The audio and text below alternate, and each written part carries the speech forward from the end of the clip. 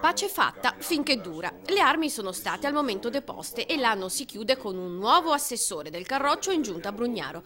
Ma la Lega avverte in maniera inequivocabile: sulla questione autonomia non si transige. Quello sarà un passaggio fondamentale. Vediamo come la pensa, come si schiererà Brugnaro, ma questa volta sicuramente non accetteremo un Brugnaro contro l'autonomia del Veneto.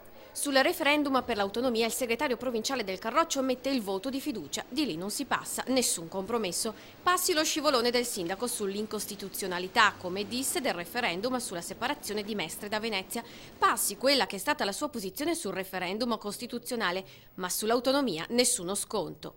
Abbiamo avuto delle divergenze anche importanti. Credo che se verranno rispettati gli accordi potremo dare dimostrazione di buon governo dei nostri rappresentanti della Lega all'interno di questa amministrazione. Quindi attenzione al sociale e alle famiglie veneziane, controlli serrati sul territorio, lotta senza quartiere alla microcriminalità e degrado.